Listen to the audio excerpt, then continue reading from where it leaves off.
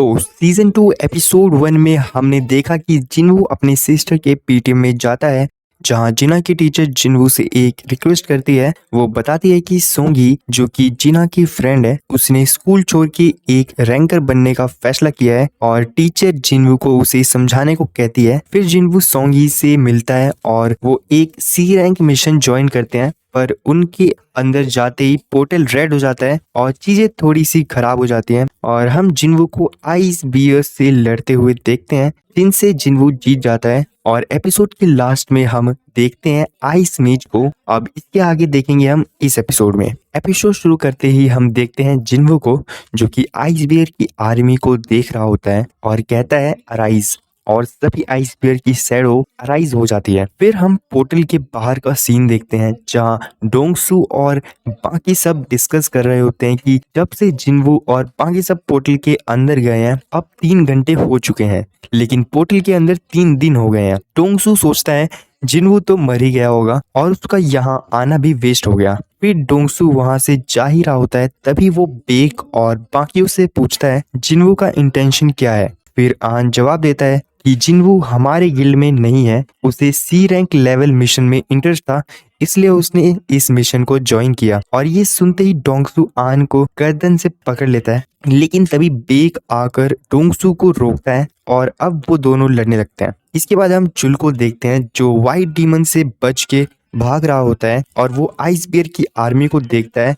और सोचता है कि इन्हें व्हाइट डीमंस ने ही मारा होगा। फिर हम देखते हैं कि वो डोंगसू और बेक की लड़ाई को रोकता है। वो डोंगसू को बताता है कि उसके भाई को किसने मारा, लेकिन डोंगसू कहता है कि उसके भाई को जिना ने ही मारा है। फिर डोंगसू को एक मैसेज आता है, जिसके बाद वो वहां से चला जाता है। फिर हम चुल को देखते हैं, जो हीजिन और बाकी सबको शेल्टर खाने और गर्म कपड़ों के साथ देखकर गुस्सा हो जाता है और वो उनके पास जाकर उन्हें बताता है कि उसके सारे टीममेट्स मर चुके हैं और वो उन पे अटैक करते हुए कहता है कि मेरा पूरा ग्रुप मर गया क्योंकि किसी ने सारे गियर रख लिए। एकदम से जिनवू वहां आता है और चुल पर अटैक करता है। उसके बाद जिनवू वहां एनिमी ग्रुप को सेंस करता है और उन्हें सामने आने को कहता है।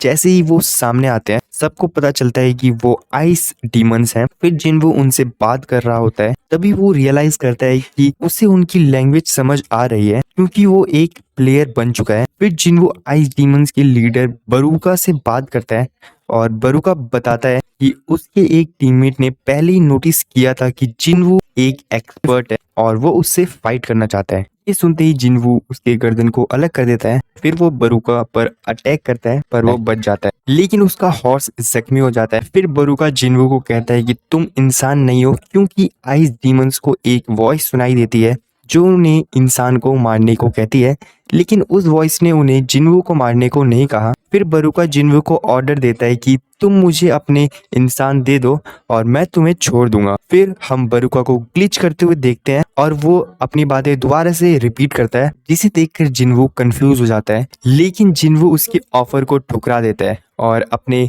शैडो आर्मी को समन कर और फिर शैडो आर्मी और आइस डीमन फाइट करने लगते हैं। हीजिन और बाकी सब उस फाइट से दूर चले जाते हैं और ये फाइट देखकर वो पूरी तरीके से हैरान हो जाते हैं। फिर बरूका जिनवू की तरफ दौड़ता हुआ आता है और चुल भी जिनवू को मारने के लिए आने लगता है। फिर जिनवू एक स्मोक क्रिएट करता है और इग्रिस को चुल को मारने का ऑर्डर देता है। जैसे ही चुल मरता है, जिनवू अपनी एबिलिटीज का यूज करके चुल के शैडो को बाहर निकालता है, जो कि एक बहुत बड़ा शैडो नाइट में बदल जाता है और जिनवू उसे आयरन नाम देता है। फिर जिनवू, इग्रिस और आयरन बरूका से लड़ते हैं। जब जिनवू की आर्मी बरूका के फोर्सेस को हराती है, तो वो जिनवू की ग्रुप की मदद करती है बरूका को हराने में। एक नया गेट दिखाई देता है और जिनवू हीजिन और बाकी सबको बताता है कि अब जाने का वक्त आ गया है।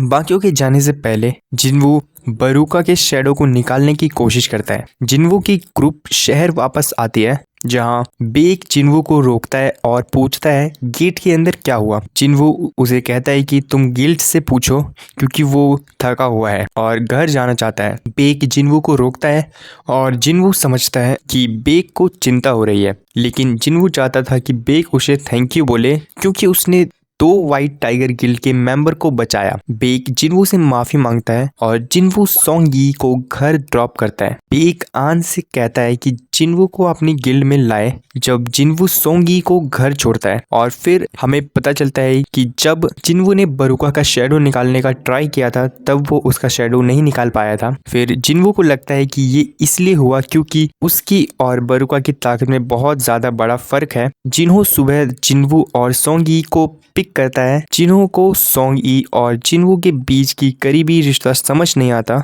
और ये तीनों एक नए डेस्टिनेशन की तरफ जा रहे होते हैं और यहाँ पे एपिसोड खत्म हो जाता है। सो गाइस यार, यही था सोलो लेवलिंग सीजन 2 के एपिसोड 2 का हिंदी एक्सप्लेनेशन। उम्मीद करता हूँ आपको ये पसंद आया होगा और आया है तो यार प्लीज़ एक लाइक कर देना। और हाँ, अगर आप लोग इस वाले चैनल पर पहली बार आए हो सो ऐसी एक्सप्लेनेशन वीडियो और एनिमे से related news and updates videos के लिए आप इस चैनल को सब्सक्राइब भी कर सकते हो। So yes, see you in the next anime related video. Till then, bye bye.